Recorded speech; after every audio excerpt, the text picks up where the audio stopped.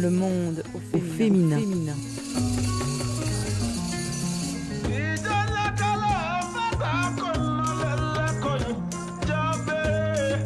Le monde au féminin. Féminin.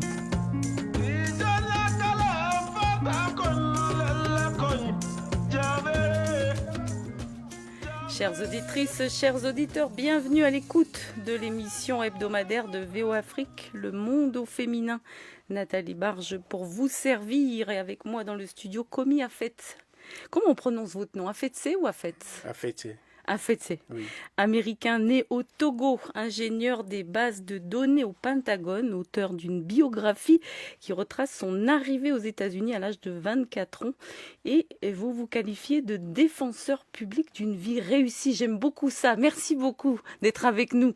Voilà, je montre à ceux qui le voient sur Facebook votre ouvrage. Donc un très bel ouvrage que je n'ai pas eu la chance de lire encore parce que bon, il vient quasiment de sortir, n'est-ce pas? Oui. Et on va faire donc une petite bio sur votre parcours. Alors en 2004, vous avez quitté votre pays d'origine à la recherche d'une vie meilleure aux États-Unis. Après des débuts très difficiles, vous vous êtes enrôlé dans l'armée et vous avez été naturalisé en 2011. Vous avez ensuite obtenu un baccalauréat à l'Université d'État de Caroline du Nord et en tant que sous-officier des affaires civiles et des opérations psychologiques, vous avez été déployé à Djibouti en 2014-2015. Vous avez ensuite obtenu votre nomination d'officier de l'armée américaine. Vous travaillez en tant qu'ingénieur des bases de données pour le département de la Défense. Vous êtes l'auteur donc d'une biographie dont le titre en anglais est Chasing My Dream. Autrement dit, à la poursuite de mon rêve, l'histoire d'un immigrant africain en Amérique. Et c'est vous. C'est l'histoire de la persévérance, la résilience, la détermination d'un jeune qui veut réussir sa vie. Et vous êtes auteur de plusieurs essais sur le développement personnel, la fixation d'objectifs, et vous êtes également conférencier, motivateur, j'aime beaucoup le terme aussi, c'est très américain ça, n'est-ce pas? Oui. Conférencier, motivateur, et fondateur d'une société de conseil en épanouissement humain. Un grand merci encore d'être avec nous. On est impressionné forcément par ce parcours et ce qu'il faut dire peut-être d'emblée, parce que quand on dit un parcours très très difficile, on va commencer par le début. Oui. Vous êtes arrivé aux États-Unis, vous avez été incarcéré pendant près de 4 mois Oui. par les services des douanes et de l'immigration. Et à l'époque, vous ne pouviez même pas lire ou écrire l'anglais. Qu'est-ce qui s'est passé? Pourquoi vous êtes-vous retrouvé en prison? Au fait, en arrivant, c'était la malcompréhension, je dirais, parce que je ne parlais pas du tout l'anglais. Et j'étais arrivé un peu en retard à mon école. Donc, il y avait de l'incompréhension dès le début. Et bon, après peu de heures à l'aéroport, je me suis retrouvé la première nuit aux États-Unis en prison, en détention. Et de là, j'étais resté là-bas pendant 4 mois, en attendant que la procédure suive son cours jusqu'à ce que je sois libéré le 19 août 2004. Et de là, j'ai continué mon chemin dans les États-Unis. En retard à votre école, vous pouvez être un petit peu plus clair, c'est-à-dire que votre visa était expiré ou... Non, non. J'ai eu le visa le 12 mars et mon école commençait le 15 mars. Et c'était en fait une technicalité.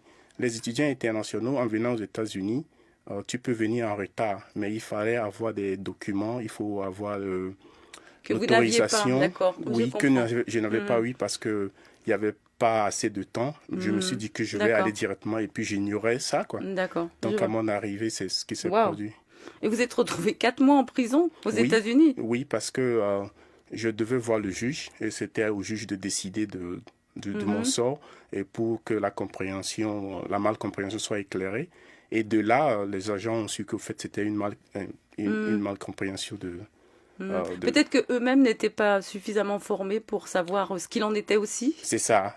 Et puis, il y avait tellement d'immigrants que, pour voir le juge, ça prenait du temps. C'est ce qui m'a retardé à passer tout ce temps en la détention. Donc vous avez eu des interprètes français qui parlaient le français, bien sûr, on imagine. Plus tard, je les ai eus et on a commencé par voir mon dossier. Et bon, entre-temps, j'ai pris un avocat et puis bon, les choses se sont éclaircies. Donc ça vous a coûté de l'argent, tout ça? Ah, bien sûr.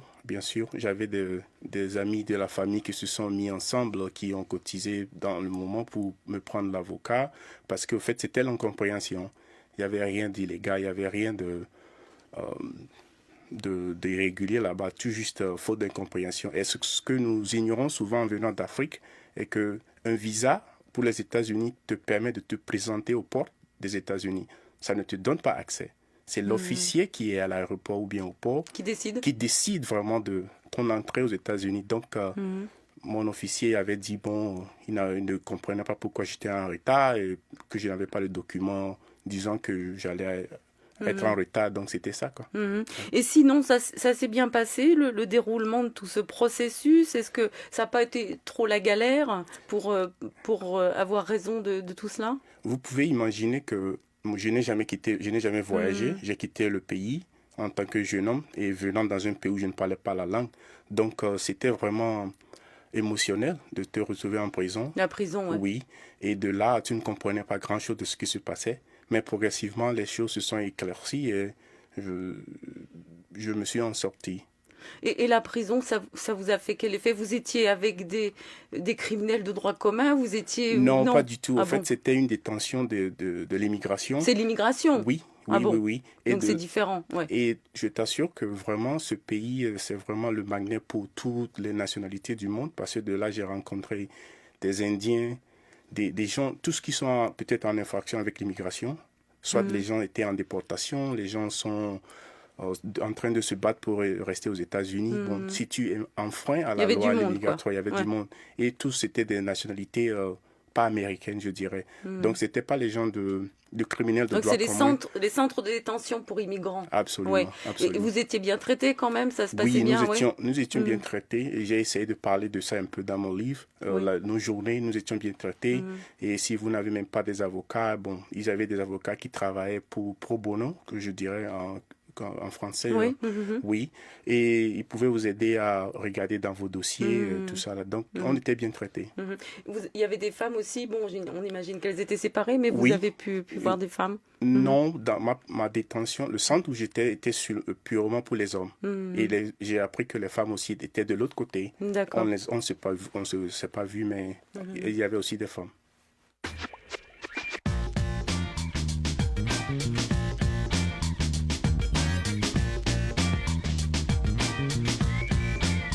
C'est dans la presse.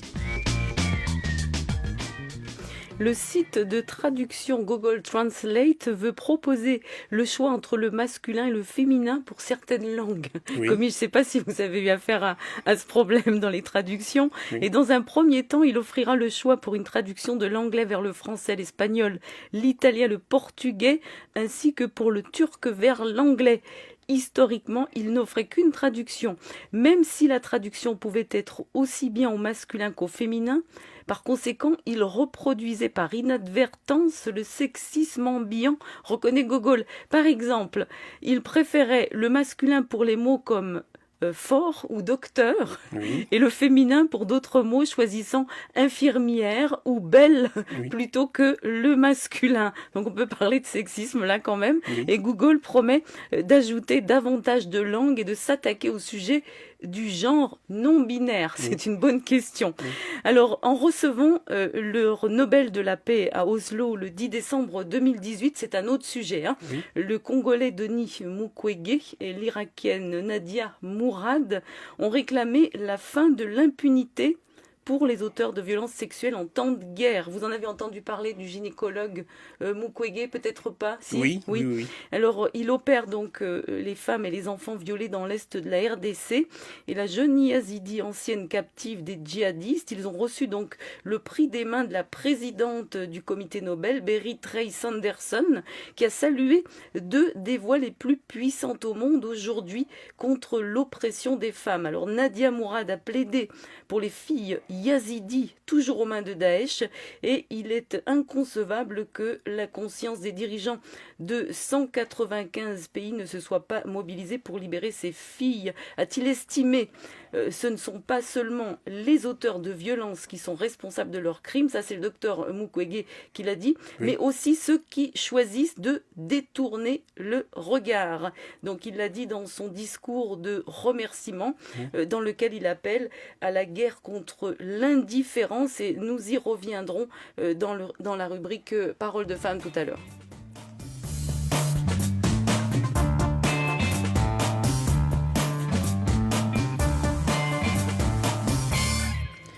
Très rapidement, commis parce que je viens d'en parler, ces problèmes de violence contre les femmes, comment vous voyez ça? Vous qui êtes d'ailleurs dans l'armée, qui êtes amené parfois, vous avez été amené à aller sur le continent ou ailleurs, et par rapport à ce que vous avez fait en spécialiste en psychologie, est-ce que vous avez été confronté à ce type de problème, de violence contre les femmes? Oui, tu sais, l'exercice de mon métier, nous avons souvent été envoyés dans des régions, peut-être en Afrique, où nous pensons que la violence contre les femmes est toujours d'actualité.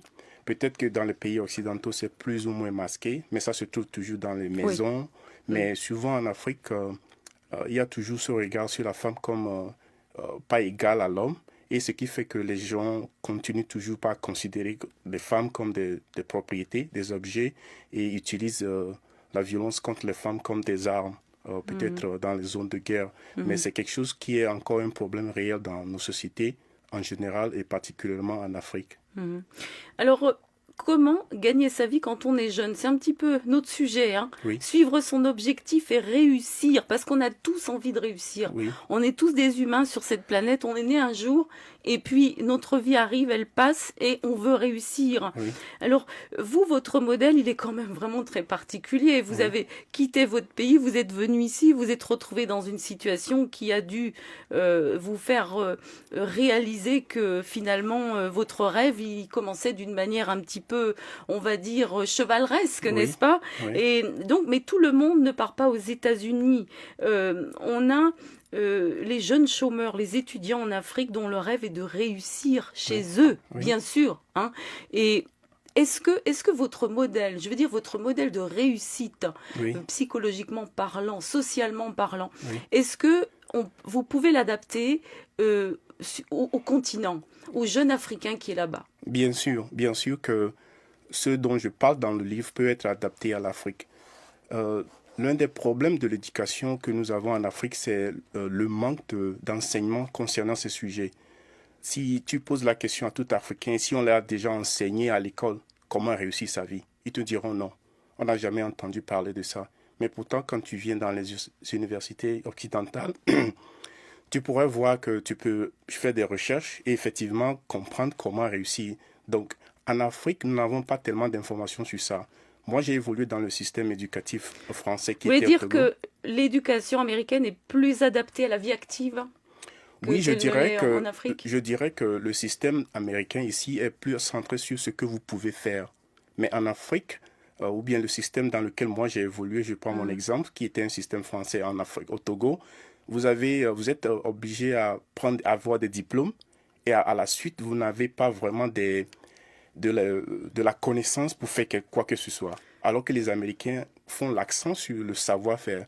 Et c'est pas du tout ce qu'on s'imagine. C'est là qu'on est toujours surpris. Oui. On s'imagine, mon Dieu, on arrive aux États-Unis, ce grand pays, il va falloir être bardé de diplômes, et en fait, c'est pas le cas. C'est pas le cas. L'Américain fait vraiment confiance à l'expérience et au savoir-faire et à la personnalité de la personne aussi. Absolument. C'est pour ça que pour les jeunes Africains qui peut-être écoutent ce message, ils doivent savoir que réussir, c'est de l'entrepreneuriat. Ce n'est pas seulement les diplômes. Et ils doivent changer de mentalité par rapport aux diplômes. Les gens vont à l'école, ils ont des maîtrises, mais en réalité, ils n'ont pas de connaissances spécifiques dans un domaine où ils peuvent l'exercer. Mais pourtant, quand tu regardes autour de nous en Afrique, il y a tellement d'opportunités que les gens peuvent faire. Mais la plupart des gens disent, bon, j'ai étudié j'ai fait la communication et ils cherchent un travail dans la communication. Ils font des dossiers. Mais c'est un réflexe qui n'est pas seulement africain, ça, je crois. C'est un réflexe général. La mentalité américaine professionnelle, d'aller chercher un petit peu partout, ça je pense, c'est typiquement américain. On est encore un petit peu dans cet état d'esprit-là, même en Europe, non? On suit une filière et bon, on va là où on nous mène. Oui, mais si tu observes bien la société américaine, ils ont compris que en cherchant, jusqu'à un moment donné, les gens se donnent à créer eux-mêmes les emplois, des petits emplois commençant. Il y a plein d'exemples, si on prend les Google, les Amazon, les gens qui ont commencé par entreprendre quelque part. C'est vrai, on a de beaux exemples. Ouais. On a de beaux exemples, les mêmes Apple, le téléphone, ce sont des gens qui ont commencé par faire quelque chose. Donc, ce modèle peut être adapté à l'Afrique. C'est-à-dire, il faut encourager les gens à ne pas seulement dire j'ai des diplômes et je cherche le travail dans un domaine bien donné, et puis c'est tout. Encourager les startups. Oui. Parole de femme.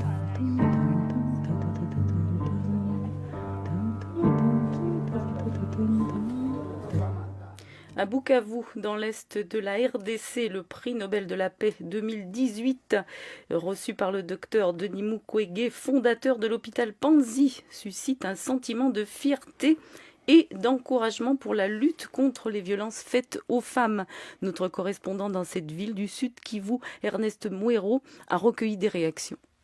Je suis fier de ça, ce n'est pas moi-même, mais nous tous ici au Sud Kivu, parce qu'il mérite ça. Il travaille bien, il est très courageux. Moi, je me sens très fier de lui, qu'il continue tout le travail qu'il fait, parce qu'il aide beaucoup les gens, les femmes violées. À travers ce prix Nobel de la paix que notre frère Mukwege vient de recevoir, que la paix réelle se fasse sentir dans notre pays et que finalement tout ce qui crée des conflits, qui crée des problèmes chez nous finisse par disparaître et que la paix règne à jamais. Il s'est donné corps et âme pour aider les gens. En tout cas, je peux seulement lui dire coup de chapeau et que Dieu lui bénisse. Nous voulons que nos femmes soient dans leurs droits. Et lui, comme docteur, il a déjà le renommé. Il peut plaider encore plus pour que la violence puisse cesser dans notre pays. C'est pas donné à tout le monde. Le travail que Mukwege a fait sur les femmes violées, sa forte implication à aider les autres, à risquer même sa vie à plusieurs moments. Le prix traduit pour moi une capacité de rechercher la paix, de construire cette paix. Je lui dirais de continuer la lutte, parce que la lutte est gagnée et n'est pas encore gagnée, parce qu'il y a encore beaucoup de choses à faire. C'est une joie parce que je l'ai suivi. Il parlait de la souffrance de l'Est. Donc je pense que ce prix-là, c'est tout un espoir pour le pays. Et nous avons des femmes, des filles, dans des zones meurtries, comme Beni, comme dans les Kasaï, dans l'Ituri. Et toutes ces filles-là veulent voir Mukwege pour soulager tant soit peu leur souffrance. Il peut penser à certains projets, comme il a fait ici à Bukavu. C'était des réactions sur le prix Nobel de la paix Denis Mukwege, recueillies par notre correspondant Ernest Mouero à Bukavu, dans le Sud Kivu, en RDC. Et je vous invite à écouter l'émission LMF du 9 octobre avec le docteur Denis Mukwege, rediffusée le 11 décembre à l'occasion de la cérémonie du prix Nobel de la paix 2018.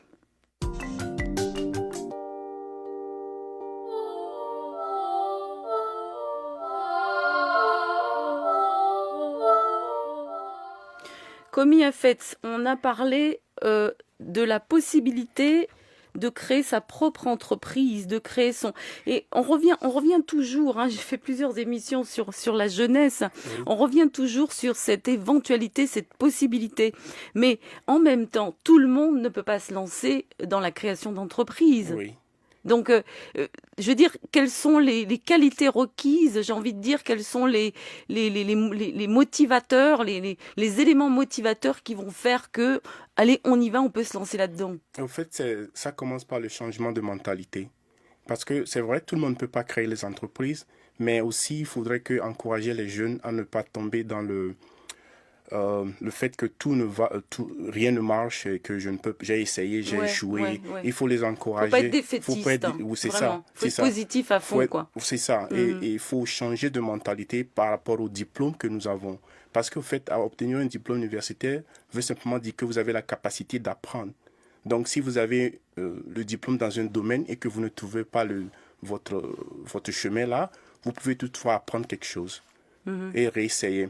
Je vous donne un exemple. Les gens, il y a toute une filière de secrétariat administratif, par exemple, au Togo. Les gens étudient ça. Oui. Mais ce système était bien adapté dans les années 50. Mais maintenant, mais il y a toujours des filières qui produisent des milliers d'étudiants chaque année qui disent qu'ils ont eu des diplômes en secrétariat, en bureau. Ça date même des années 80, ça. Voilà.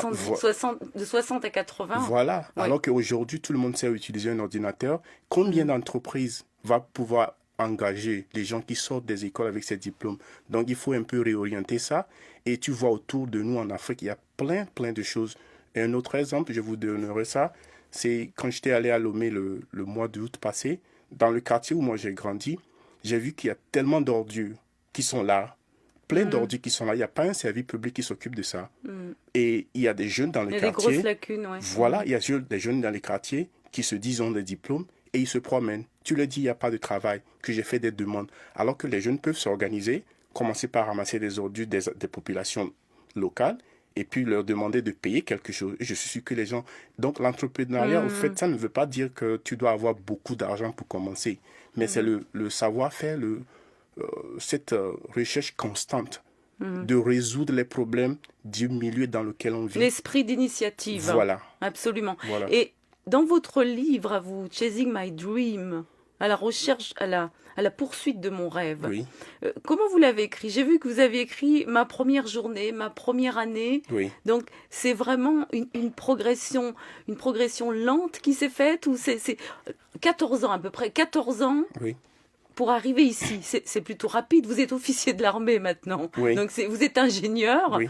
Au Pentagone, oui. c'est quand même pas rien. Et vous êtes arrivé sans connaître un mot d'anglais. Oui. Et vous avez écrit un livre en anglais, chose que moi je ne ferais pas. Je l'écrivrais volontiers en français, mais pas en anglais. Oui. Comment ça s'est produit tout ça? Il y a eu des déclics ou vraiment ça s'est fait de manière très progressive? Ça s'est fait progressivement. Et c'est ça même le secret de la réussite. La réussite n'est pas magique. Ce n'est pas du jour au lendemain. C'est progressivement. C'est beaucoup d'années de dur labeur, d'études, de planification, d'essais. Et pour ne pas dire que tu vas tout réussir en même temps. Parce que j'ai écrit ce livre, la première partie, c'est deux parties. La première partie parle de mon parcours. J'ai décrit un peu comment j'ai grandi et quitté le Togo, mes premières années, mes premiers pas aux États-Unis. Et dans la deuxième partie, j'ai parlé des principes de vie que nous devons connaître, tels que la persévérance, comment persévérer si on est à la recherche de quelque chose, comment se fixer des objectifs. On ne nous enseigne pas ça à l'école. On ne nous enseigne pas que nous devons, en tant qu'être humain, se fixer des objectifs si on veut avancer. Oui, c'est vrai, on n'apprend pas tout ça. On n'apprend pas ça. Comment gérer son temps. Parce que chaque jour a 24 heures. Donc ta vie est la somme de comment tu dépasses tout ton temps. Donc beaucoup de jeunes sont là en longueur de journée et ils dépensent leur temps à faire des choses qui ne sont pas utiles. Mais à la fin de la journée... Et même à ne rien faire. À ne rien faire. Oui. Alors qu'aujourd'hui, il y a tellement de besoins dans la société, dans nos communautés, que les gens peuvent s'organiser juste en réfléchissant de résoudre un petit problème de sa communauté. Et de là, vous pouvez réussir votre vie en faisant ça.